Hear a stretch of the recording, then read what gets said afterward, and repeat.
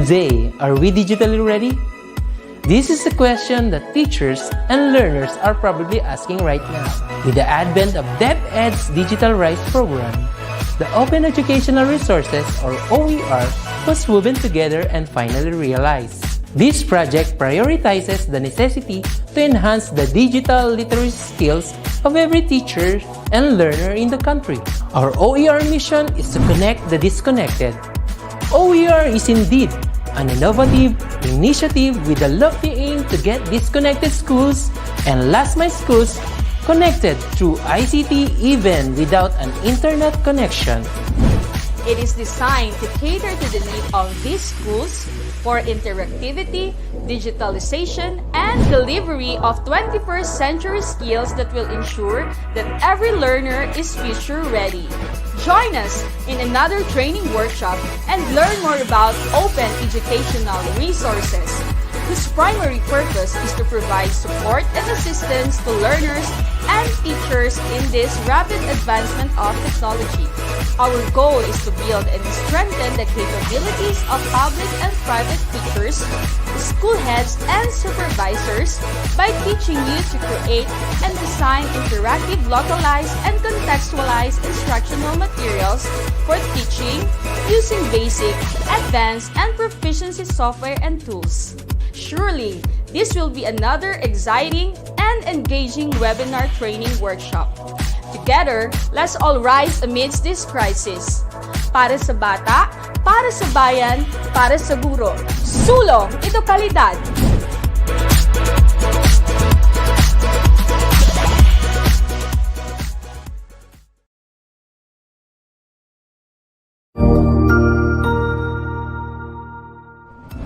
Magandang araw, Sir Wilbur po, at your service. Narito ang ETUlay upang gabayan ka sa inyong pag-aaral upang lubos na maunawaan ang iba't ibang paksa o subject. Ang ETUlay ay isang free online tutorial class na pinangungunahan ng DepEd Educational Technology Unit sa pamumuno ni Undersecretary Elaine Del B. Pascua. Ang programang ito ay hindi lamang para sa mga bata, kundi ito rin ay magsisilbing gabay sa mga magulang at mga guro kung paano nila ituturo o gagabayan sa bawat asignatura ang kanilang mga anak o mga estudyante. Sa kasalukuyan, ang self-learning module mula sa rehiyon ng Calabarzon at kilala sa tawag na pivot ang ginagamit sa ating ETUlay online class. Kaya ano pang hinihintay ninyo? Ihanda na ang inyong mga ballpen o lapis, papel o kwaderno at samahan kaming itulay ang pagkatuto para sa bawat batang Pilipino. Sama-sama tayong magtutulungan para malampasan ang mga hamon sa panahong ito. Halina't matuto kasama ang inyong online tutor sa oras na ito.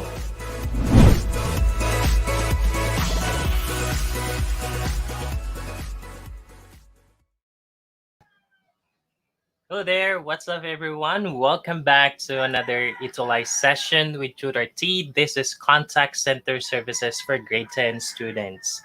I would like to greet back to the people watching on Facebook. We have Rylene Ongay. How are you? Neri May Gines. Good afternoon po. And Dolly Gamboa Talian.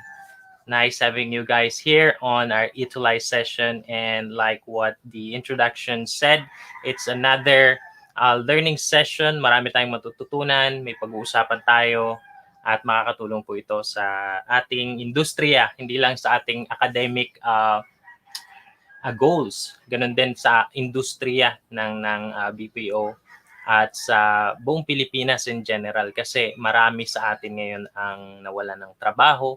Marami rin ang mga magulang na umaasa na balang araw yung kanilang mga anak ay magkakaroon ng matatag na trabaho, at isa yung BPO industry sa panahon natin ngayon na talagang nag-stood out despite our situation, despite the pandemic. There are still companies in operation. Ginagawa nila yung work from home mode, at pwede rin naman on-site, pero kadalasan ngayon ay sinasagawa na yung work from home mode. Ayan.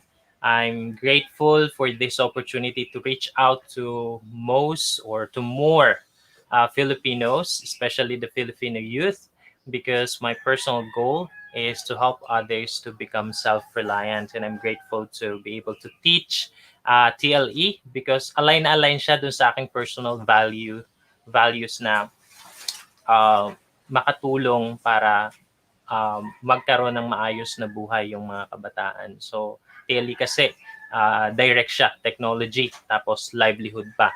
Teknolohiya, yun in demand ngayon, tapos yung livelihood, pangkabuhayan, at edukasyon para sa teknolohiya at pangkabuhayan. So, we learned so much from our previous tutor um, about front office services, and we also are going to learn from this session.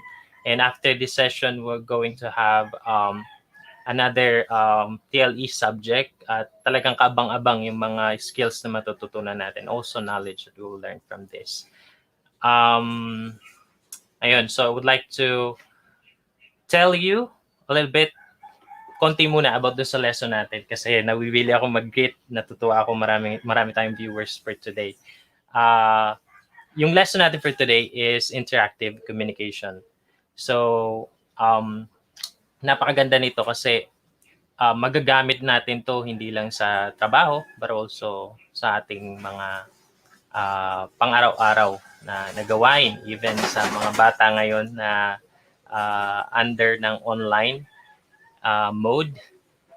Even yung mga asynchronous, pwede nilang magamit ito, how to utilize this skill para magkaroon sila ng magandang relationship doon sa kanilang mga guro, sa kanilang kapwa estudyante o kaklase. At syempre, ang pinaka-importanting goal natin is in the future, magamit mo ito sa trabaho kaya sa negosyo na gagawin mo. Ayan. So I'd like first to acknowledge the writers of the module that I'm using. The module that I'm using is from Schools Division of Pasig City. The development team of this self-learning module, si Ma'am Karen F. Estrada, Ma'am Rachel C. Figuracion, and they did this module under the leadership of Ma'am Maria Evelo Concepcion A. Agustin, yung kanilang OIC Schools Division Superintendent. Hello, Sir T. Good afternoon, sir. Nakikishare po ng ating slides para mabasa at makita po nila. Thank you, Sir T.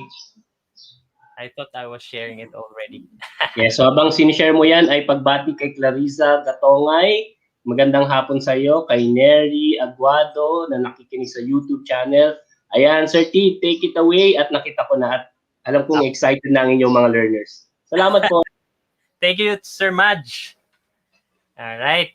So yan, so again, pinapasalamatan po natin yung kanilang kasipagan sa paglikha ng module na ito. Sobrang madami akong natutunan, napaka-compact, and I want to deliver the learning module as it is. May konting karagdagan tayo, syempre, to make it more engaging para sa inyo kasi alam ko sometimes we get bored with our module kasi wala tayong kausap. We get used to conversing with people around us, with our teacher. They ask question, yung mga teachers natin sa lessons, but at this time, it's really hard. It's just a module and we're going to answer the module back. So babalik siya doon sa lesson natin, interactive communication. Kapag kaharap mo yung module, it's not interactive because you're obtaining information, but you cannot provide feedback right away. So pag sinabi natin interactive communication kasi, you can provide feedback and the other person or the other or even the object, for example, an equipment or tinatawag natin na artificial intelligence can provide feedback as well. So merong flow ng conversation or may communication, nakakapag-feedback tayo sa isa't isa. Ayan, Clarissa Fernandez Gatongay, yes, hello. At magandang hapon din. Ayan. All right, so yon. So we cleared our acknowledgement out of the way. So for a recap, last week we talked about BPO products and services. Ayan, so natapos natin yon. At ngayon ay bubuksan natin yung panibagong lessons. And as we learn about the BPO products and services, yung technical support, sales support, client-specific products, billing, ano pa, booking, madami pa. So medyo nakakalimutan ni Sir. But those are the BPO products and services. At pinag-aralan din natin yung mga tasks involved in technical, sales support, and client-specific products last week. And we learn how to value, or we understood the importance of customer service in the BPO industry. So yung importance ng ating mga customer service representative, because we know that these businesses wouldn't be that competitive without them. So they are the key player. Isa sila. They are one of the key players doon sa tinatawag na ano yung what makes a business different from other business. So yun. Pag may customer service na personalize yung products and services nila. So alam natin gaano ka-importante yung trabaho na ito. And I hope we can show our appreciation to our customer service representatives, mga kilala nyo, even those working as English online tutor. So sila ay bahagi ng BPO industry. All right? So for a recap, so let's see if you could still remember our lesson last week. Ayan.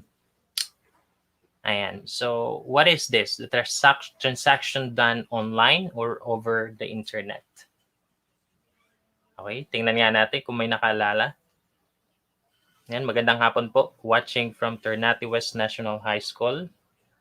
Maria Teresa Italia, my beloved wife, is supporting this session. So ano ito? Itong transactions done online or over the internet. Kapag bumili ka, pag may binayaran ka online, ang mga negosyo na online, ang tawag dyan, yung mga online store. Okay? Sige. Tingnan nga natin sa comment below. Sino makakapag-comment ng correct answer? Ayan. So while waiting, I just like to tell you a bit about my background in the BPO industry. I work in a healthcare company in the US, but obviously I didn't leave the country because BPO nga. So yung company sa US, nag-outsource sila ng mga Filipino na magiging healthcare representative nila. So more, my background in the BPO industry is more on healthcare. So most of our mock calls would involve healthcare products kasi doon ako mas familiar. And nakita ko how this industry is a blessing to a lot of Filipinos kasi nag-apply ako nung time na hirap ako makakuha ng trabaho. And in just one day, they hired me, yung kumpanya na yun. Kaya nakita ko na isang magandang solusyon ito para sa atin, especially for parents na nawalan ng trabaho kung nakasubaybay kayo. It's a good solution. It's a good option rather na pwede nating maging trabaho. Alright? So good afternoon po, Ma'am Neri May Aguado. Okay, sige. Ano tong transactions done online or over the internet? Kung nakasubaybay tayo last week. Pero if you weren't able to watch our session last week, I would just tell you the answer. Walang sumasagot sa comment natin. So that is e-commerce. Tandaan natin, transactions done online. Ito yung mga negosyo na ginagawa nilang transaction online. So they buy things online and they sell things online. So it's either business to business, business to customer, customer to customer, customer to business. So maraming type ng e-commerce. Pero we wouldn't go there. Importante alam niyo itong e-commerce kasi part siya kung saan nandoon yung client-specific products. Okay? Alright. Yeah, sorry. So, monitor customers account. So, pipili lang tayo. It's either sales support or technical support. So, tingnan natin. Sales support or technical support. Okay. So, number 2 is sales support. How about... Number 3, close deals between clients and representative. That's sales support. Okay, so how about number 4? Binibigay na ni Sir yung answer. Okay, so let's see. Number 4, provide warranty and registration. So is that sales support or technical support? Tingnan natin. Sales support or technical support? All right. So this wouldn't be interactive if you guys right there on YouTube and on Facebook are not giving me answer or feedback. So pag sinabi nating interactive communication, there is an information coming from me. There is a question, for example, coming from me. I ask you a question and you answer me back. You provide me feedback. So what I'm hoping is that you would provide me answer. So pilihan tayo, ano yan? Technical support ba yung provide warranty and registration or sales support? Okay? So skip muna natin tong isang ito, but that is technical support. So how about assistance in handling purchase product? Assistance in handling purchase product. So hello, Delio Palmero, watching from Maranatha Christian Academy Urdaneta chapter. Hi there po. Thank you po sa panonood. Ayan. So ano ba yan, yung assistance in handling purchase product? So is that sales support or technical support? Okay, so that is, ayaw lumabas. But that is technical support. Yan. So how about developers of e-commerce that services common needs of people? So last week, we talked about it. The definition of it were young and dynamic people who develop e-commerce that service common needs of people. But I argue that they are not all young. Actually, there are a lot of e-commerce developers that are too old compared to us millennials. Okay, but there are a lot of millennials who are doing this type of business because they are technologically savvy or tech savvy.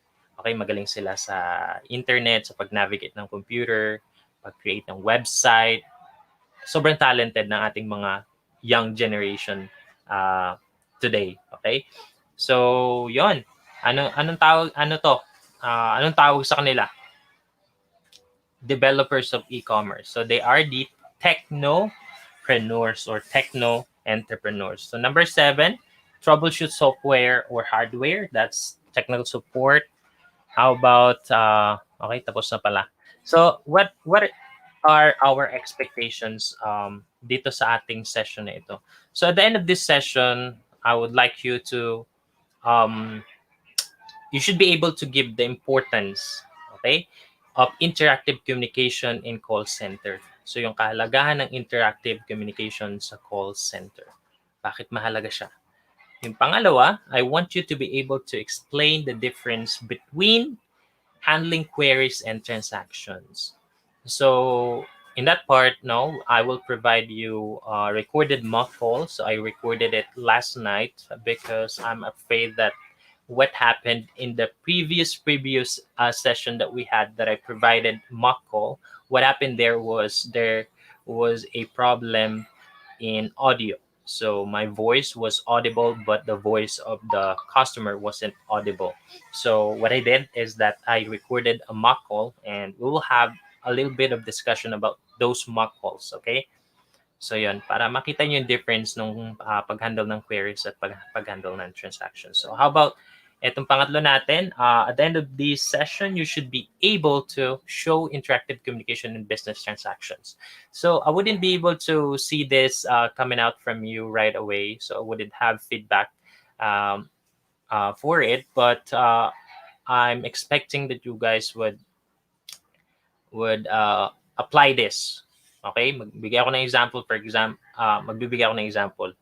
Halimbawa, nag-message sa inyo ang inyong teacher. Okay? Nag-message sa inyong teacher asking for something. Hindi mo pa siya tapos. Ang gagawin mo, sin zone lang. Okay? So, hindi pwedeng ganun. Dapat mag-reply ka, mag-feedback ka. Okay? So, paano mo yun magagawa sa day-to-day living mo? Hindi mo na sa business transaction kasi mga estudyante pa naman tayo. But for those people out there who are watching this session, kung kayo ay naghahanap ng trabaho and you found this session a useful tool or a useful resource para sa inyo na mag-obtain ng knowledge about BPO industry, well, magagamit nyo to sa business transactions right away. All right, so yung pang-apat, I want you to value interactive communication in dealing with any field of business transaction because it's really, really, really valuable. All right? Sige. So, pre-test natin. So, read each statement carefully and encircle the letter of the best answer. Okay? So, number 1, the goal of every business organization is, it's letter A. Is it letter A, gain more profit? Letter B, establish relationship. Letter C, customer satisfaction. Or D, all of the above. Okay, sige. Pwede na kayong mag-respond on our comment section down below. Just type in your answer, the letter of the best answer that you think. Okay? So, ano yung best answer na naisip nyo dito? So, what is the goal of every business organization? Okay, I'm gonna wait for your responses.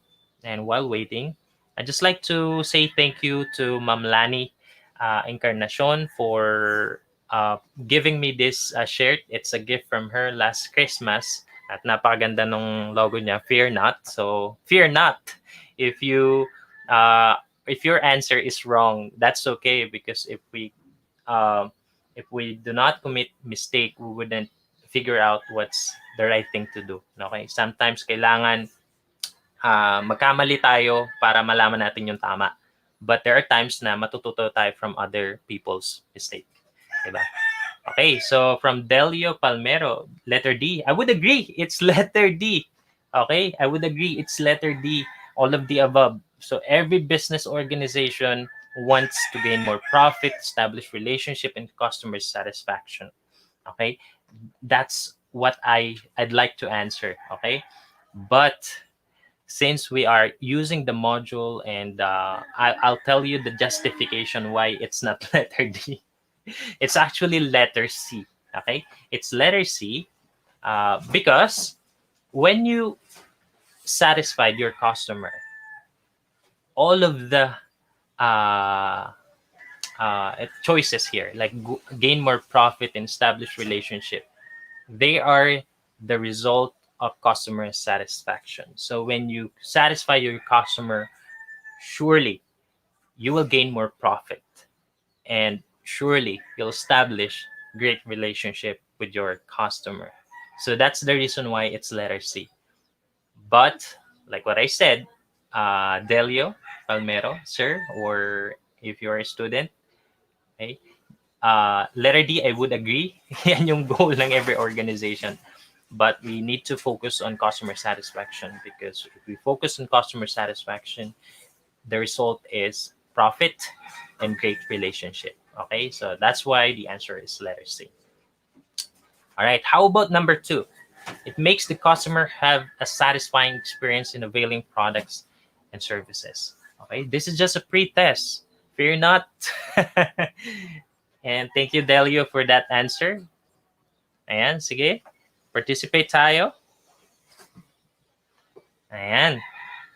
And while waiting for your answer, I would like to greet my school principal. Thank you for supporting me, for providing me enough time and making sure that I have a pretty,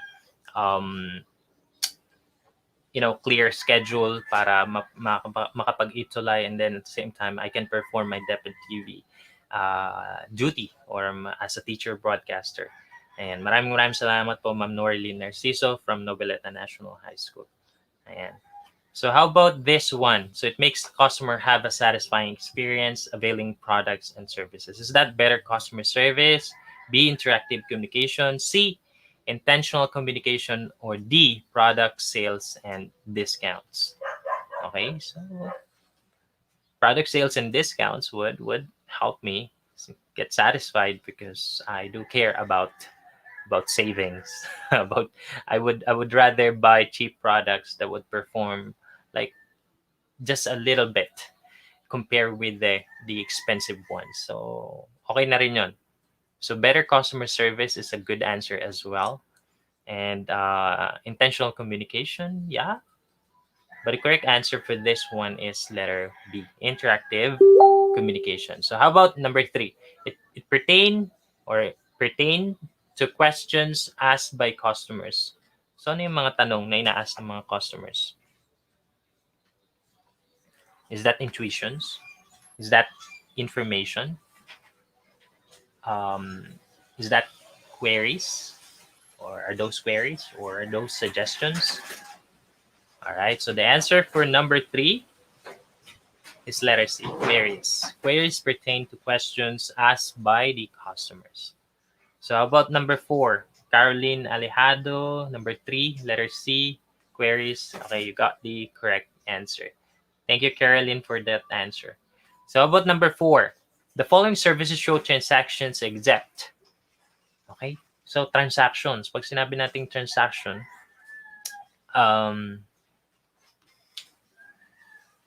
may nangyari. Okay, may event that transpired. Okay, there is something that you accomplished through it.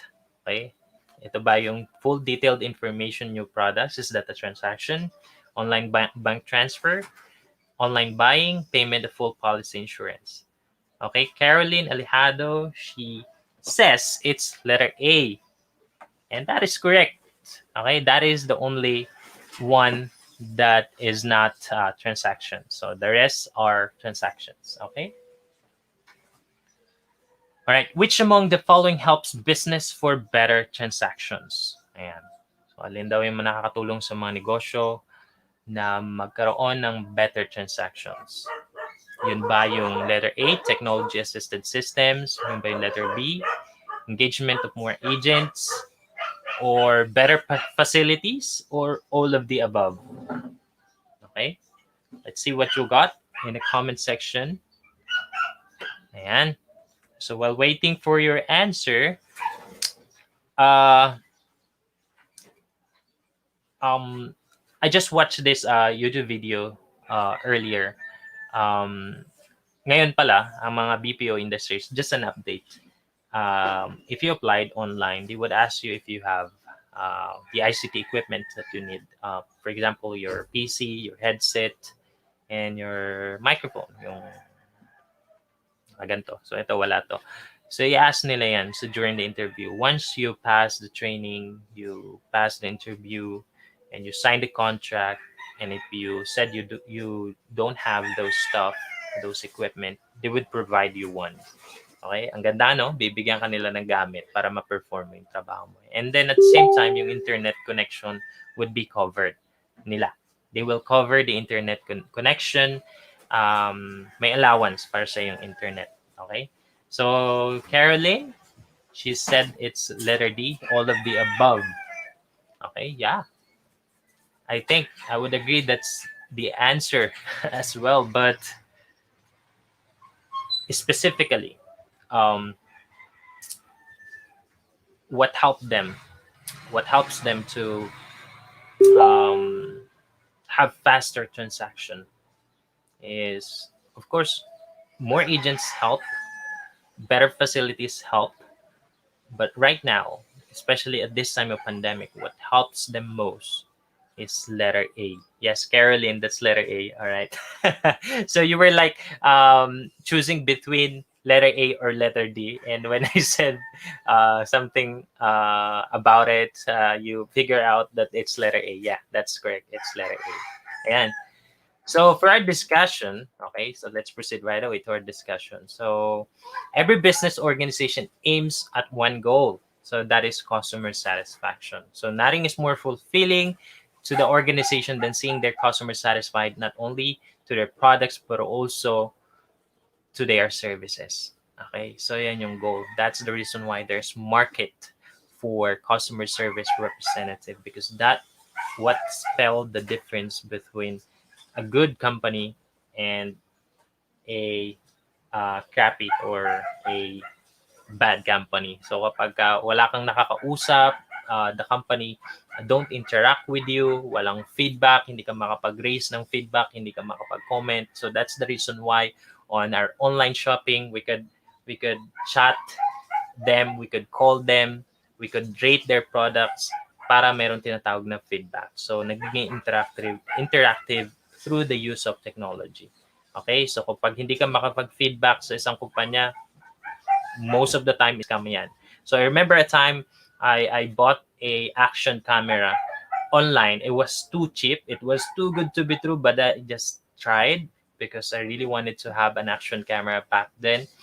And I bought it, and I was surprised that it was delivered during the sales day of an online shopping app. At dinala sa akin, na surprise ako, bakit ang galing sa online shopping app, in-order ko siya sa isang website. Yung pala ginagawa nila, nagma-mass order sila doon sa website na yun. Tapos kapag dineliver nila, during the delivery, I was trying to contact them. Pagdating doon sa website nila, wala na yung website. Tapos sinend nila sa akin yung action camera. It was not the action camera that they advertised. It was a cheap one amounting around 300 pesos. Pero doon sa kanilang marketing ay mamahaling action camera. So, ayun, hindi ko tinanggap, binalik ko at hindi ko binayaran kasi it was a scam. So, nagka-problema yung nag-deliver. But I didn't care at that time because I care so much doon sa pera na bibitawan ko para lang sa equipment at naloko ko. So, pwede naman lang ibalik yung kung sino nagpa-deliver sa kanila. Alright, so that's the reason why makikita natin yung difference ng magandang business sa pangit na business kapag meron sila itong interactive communication where you could communicate with them, especially regarding the products that you buy from them. Okay? Ayan. So next, interactive communication makes the experience of the clients level up without having more people to assist them. It keeps the conversation shorter but giving the client satisfying experience. Okay? So through the use of technology kasi, they can actually identify what are the needs of their customers and they can provide that right away. So right at the time that they contact their business or their representative, they would be able to provide something that the customer needs. Kasi nga, alam na nila because of technology. So nagsa-sign up na sila doon before, tapos they communicate through Messenger or yung mga chatbot. Okay, mapansin nyo kapag ito napapansin ko to sa Facebook, when nag-advertise sila ng mga laptops, ng mga yung cellphone, tapos pag nag-click ka doon sa advertisement nila, may message sa'yo right away na chatbot or yung messenger bot sa messenger, robot yon, so IA, na magme-message sa'yo ano yung mga question mo, tapos ibibigay sa'yo yung mga product list. Tapos pag nag-respond ka, magre-respond din sa'yo. But that is a chatbot. So, hindi siya actual person. Tapos, along the way na lang, may papasok na real agent na magko-communicate na sa'yo. Okay? So, hello, Marvin Salgado. Marvin Salgado is my best friend and he's watching on break. He is one of the supervisors supervisor in a company or a retail business, I wouldn't tell. All right. So how about ito? So I actually discussed about this. So through the use of technology, ito tatandaan natin. Nangyari itong interactive communication because of the use of ICT equipment, the technology that we have, cell phone, laptops, all other communication medium or media na maaaring gamitin para magawa yung mga transactions online. Okay? So telephone, 'di ba? Para makatawag tayo doon sa ating mga binilihan or sa ating mga ka-transact online. All right? So ginagamit na 'yun. Tandaan natin yung system. Okay? System. Kasama siya sa pretest natin. It would be included in the post test and it's important for you to remember. So that what assist these companies, these businesses to have interactive communication with their customers. Okay? So, yun.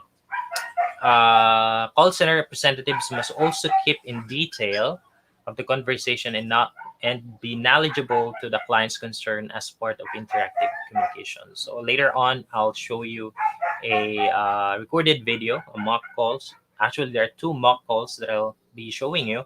And from those mock calls, you will learn about how to handle transactions and how to answer queries. Okay? So, yan. Next, there are 2 types of inbound call centers that we'll discuss for today. There are so much more out there, but for today, we're just going to discuss 2 types of inbound call centers. Yung una, yung handling queries. So again, queries are questions or inquiries that may be asked by the clients which vary from simple to complex. So pinakamadali sa pinakamahirap na questions. Okay? But there's always support para masagot yung mga questions. You have a repertoire of knowledge and information base na sa sistema ng inyong company na ipoprovide sa'yo once you become call center agent na may provide mo, you'll just type the concern and then lalabas na doon yung mga instruction and you could provide that instruction or those information to your clients or to your customer. So, yun. Ang ating mock call, simple lang yung ginawa ko sa mock call. So, some of the queries are related to figures. So, figures, for example, figures, numbers. Okay, pera, ganyan. Facts, policies. One example of this is housing properties. So, yun yung ginawa kong mock call sa housing property. The agent must be well-rounded on every details from the location, lot figures, documents particularly needed for the security of the property. Ayan. Okay? So yun. Pangalawa, types of inbound call centers ay handling transactions. So this one, it's going to be a lot more, it's a bit difficult, not a lot more. It's a bit complex compared to handling queries because meron ng transactions. So there is something that the customer would want to accomplish during the call, not just having the information that he or she needs, but also having to accomplish a transaction, a task, something online or via phone call. So yun. So this involves more complex procedures compared to handling queries. So mas mabigat. It is not just about being knowledgeable on product or service. Some call centers handle transactions dealt online, like paying bills, fund transfers, insurance companies, and investment firms that need complex recording. With these complex matters, handling transactions, use application systems to keep the recording more accurate and efficient. So, babalik tayo doon. Kailangan ng sistema para ma-keep yung information. So, like for example, dito sa paying bills, sa pagbabayad, so dapat meron kang magandang recording system kasi hindi pwedeng nagbayad na pala si customer, hindi pa naka-record sa'yo. Tapos sisingilin mo ulit, ibibill mo ulit si customer. That should not happen because that would really dissatisfy. Sa halip na masatisfy yung customer, madi-dissatisfy siya dun sa service ng company na ni-represent mo. So, fund transfer, so well-recorded dapat, insurance companies and investment firms. So, when it comes to money, dapat well-recorded. So, that's the reason why. Pinag-aralan din natin last time yung financial services, diba? Okay. So, yung pangatlo is inbound call centers is yung hybrid, dalawa. So, queries, you answer queries at the same time, you handle transactions. So, yun. So, tandaan lang natin, inbound. So, pag sinabing inbound, yung tawag coming in, not coming out. So, kung ikaw si agent, hindi ikaw yung magdadial, sila yung tatawag sa'yo. Pag outbound, ikaw naman yung tatawag sa client o sa customer. Pag inbound, si customer yung tatawag sa'yo. So, tandaan mo yan kasi magagamit nyo yan sa interview pag tinanong ko sa BPO industry, what is contact center, what is call center, what's the difference between call center and contact center. So, yun, ma-figure out natin yan as we go along with these sessions sa ating ETUlay. Alright? So, yung pangatlo, both type of calls, handling queries and transactions. Okay? Ayan. Sige. Panoorin muna natin yung mock call. Labas ko muna ito. Let's watch the mock call first. Ayan. So, yung una, handling queries muna. So, I want you to look for the concern or the question. Ano yung tanong? So, habang pinapanood nyo, ano yung tanong? I-comment nyo. Ano ba yung gustong malaman ni customer? Ilagay nyo yun sa comment. Tapos, ilagay nyo rin sa comment kung paano siya pinrovide ni agent. Okay? ano yung need, ano yung question ni customer, and paano siya sinagot ni agent. Okay, titingnan nyo paano nangyayari yung interactive communication during the phone call. So, yun yung gagawin ninyo. Okay? Tapos, syempre, titingnan natin ano yung mga good points, ano yung magagandang nangyari dun sa call, ano yung magagandang ginawa ni agent, at syempre, ano yung pwedeng i-improve ni agent. So, i-comment nyo lang. So, tingnan natin kung yung inyong mata kung talagang magaling tayong mag-observe. So, it's a good skill kung magaling tayong mag-observe. Okay?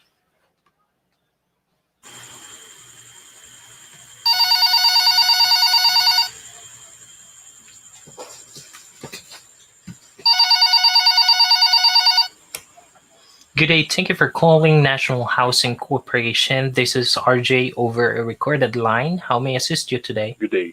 I just want to know if I can apply for a home loan. I'm glad to answer your question, sir. But before that, may I know your name and date of birth, please? Oh, sure. My name is Juan Del Cruz and my date of birth is June 2, 1978. Thank you, Sir Juan. Just give me a second to pull your account. Go ahead. All right. Based on what I'm seeing here, you have not made any loan yet, and you have been paying your contributions since 2000, and it's an indication that you could avail a home loan. So how much is the estimated amount of the property you're going to loan for? It's 950,000. And how long do you want to pay it? 30 years, 25 years, or shorter? If you want lower monthly amortization, you would want a 30 years term. But if you can pay larger monthly amortization, you can take shorter term. Let's check for 30 years term. That is what most of my friends went for.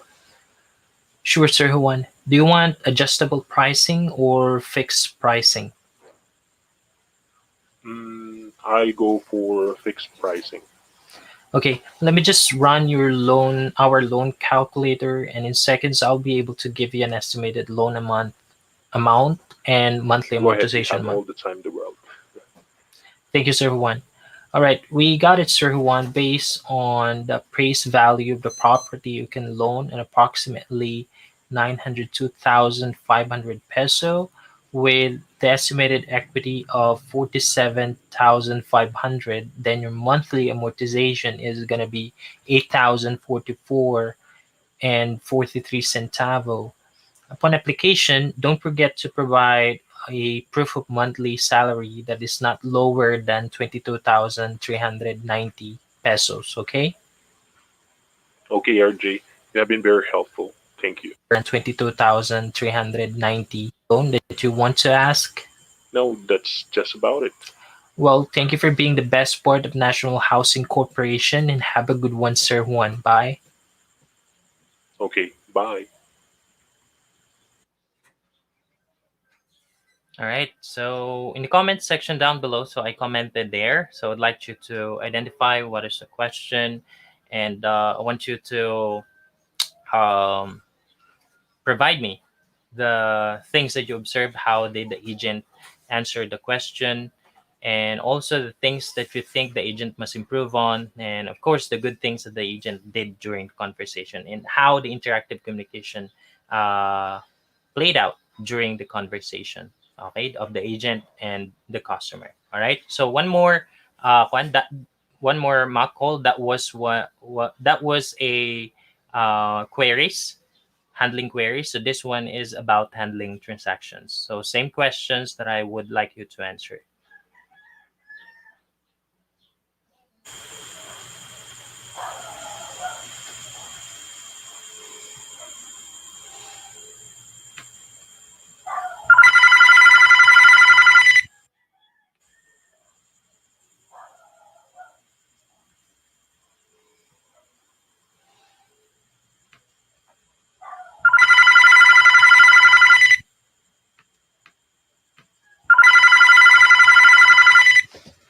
Thank you for calling to Life Easy Healthcare. This is RJ. How may I help you today?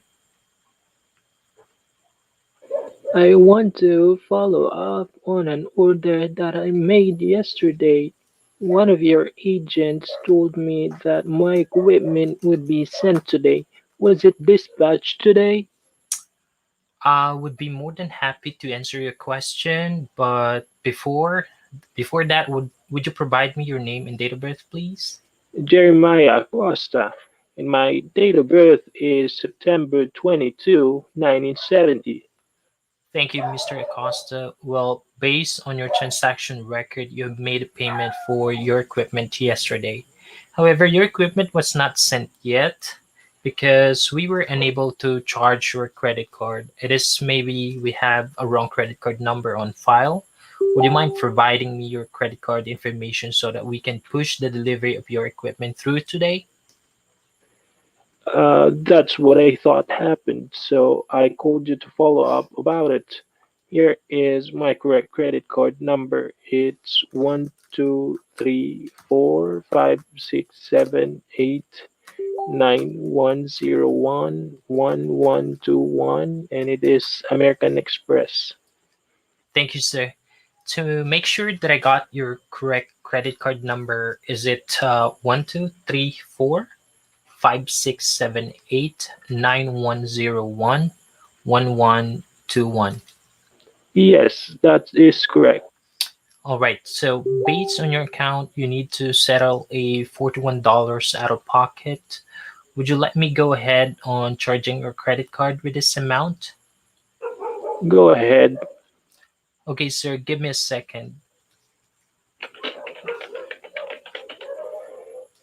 All right. I have successfully charged your credit card with an amount of $41.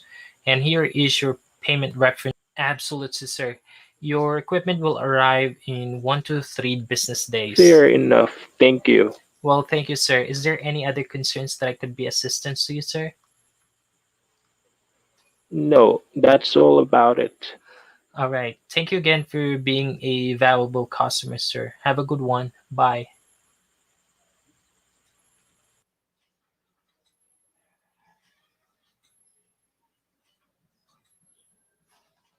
All right. So those are our mock calls, and I'd like you to answer those questions. And in our next episode, so our next session, I would like to I would read back your comments below and see. I would respond to your comments if you guys answered those questions. Okay, so unang tanong, ano yung concern? Tapos paano siya ni-resolve ni agent? Pangatlo, ano yung magagandang ginawa ni agent? Pang-apat, ano yung mga pwede niyang improve para mas mapabuti pa, mas mapaganda pa yung kanyang conversation or um, yung tawag with the customer. Okay? So, para sa ating pause test, and this wouldn't take long, I'd just like you to fill in the blanks and complete the statement by filling in the blanks on each item. So, ano yan? Number one, blank can be from simple to complex. Okay? What is that? What is that thing that can be simple to complex? Okay? So, yan yung tinatawag na, okay, mamaya. So, yung tinatawag na queries. Okay? Number two, handling blank can also be made online or with the use of technology. So handling what? Handling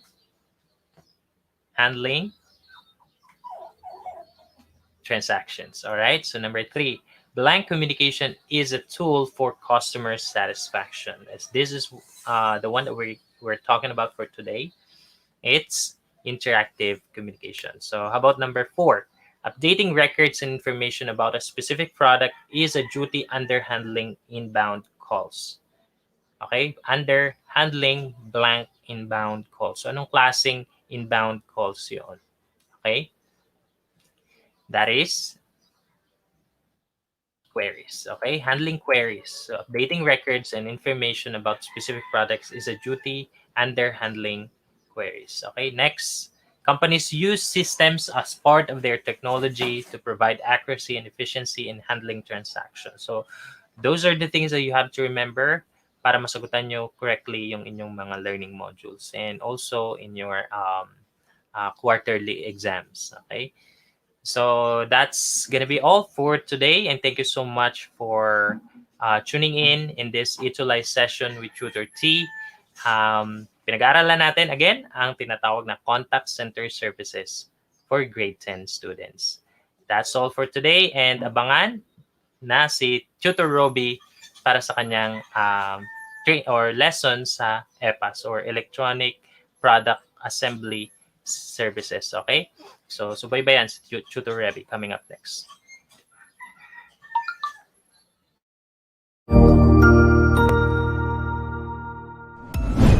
Sigurado ako na marami ka na namang natutuhan sa ating ETUlay tutorial session ngayong araw. Tandaan, ito ay hindi lamang para sa ating mga mag-aaral, kundi pati rin sa ating mga minamahal na guro at mga magulang na kaagapay natin para maituloy ang pagkatuto sa kabila ng nararanasang pandemya.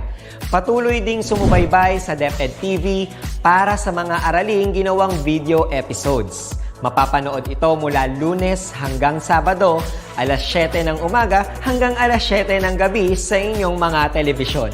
Abangan sa Lunes mula 1:00 ng tanghali ang iba pang aralin sa ating ETUlay free online tutorial session sa Science.